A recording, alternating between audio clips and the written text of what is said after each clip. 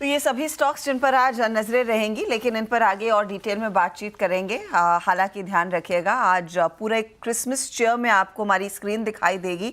जैसे मैं सुबह से कह रही हूँ, वेलकम टू CNBC आवाज़ विंटर वंडरलैंड। आप सभी को क्रिसमस की ढेरों शुभकामनाएं। वीरू, यतिन और अनुज, आप तीनों को भी merry Christmas in advance. Merry Christmas Harshada. और मुझे लगता है सेंटा के जो लाल कपड़े हैं वो आप ही ने पहने हैं, हमने तो सिर्फ लाल टाई पहनी है। हाँ। और बॉस भी जो है आपको क्रिसमस चीयर में दिखाई पड़ रहे हैं। बाजार में भी चीयर होगा आपके रीडिंग के हिसाब से।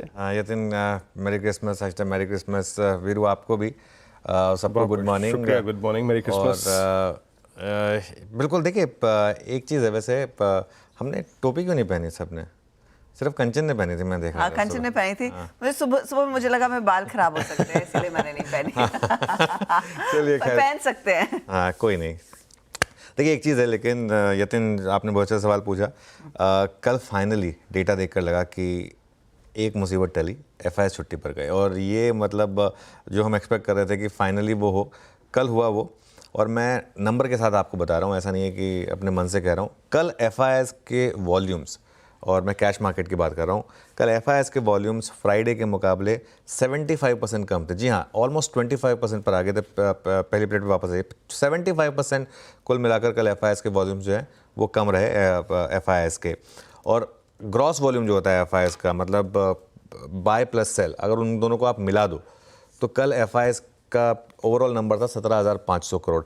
और कल बहुत टाइम के बाद DIS का ये नंबर एक्चुअली FIS से ज़्यादा था। तो कल DIS ने ज़्यादा पार्टिसिपेट किया बल्कि FIS के। Just to put things in perspective, Friday का, मैं बहुत पुराना डेटा नहीं ले रहा हूँ, फ्राइडे और मंडे को कंपेयर कर रहा हूँ।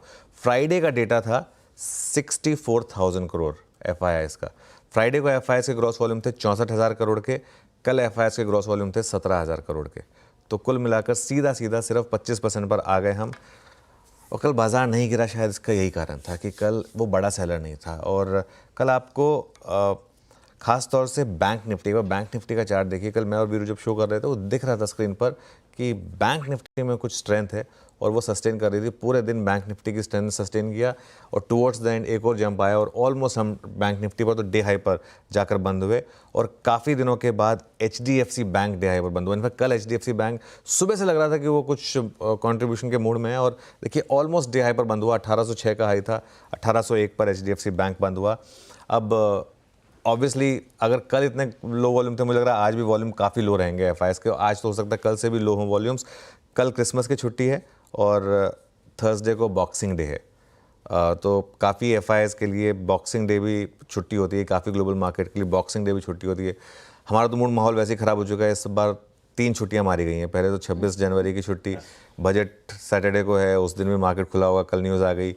इस बार दशहरा भी 2 अक्टूबर को पड़ रहा है। तो मतलब इस बार छुट्टियों का थोड़ा लिटरली अकाल पड़ने वाला है हमारे पास। लेकिन FIS को ऐसी कोई दिक्कत नहीं है। तो कई FIS थर्सडे को ही बंद होंगे। लेकिन थर्सडे को बस एक चीज़ है, मंथली एक्सपायरी है, तो उसका एक वॉलेटिलिटी फैक्टर भले ही हो सकता है।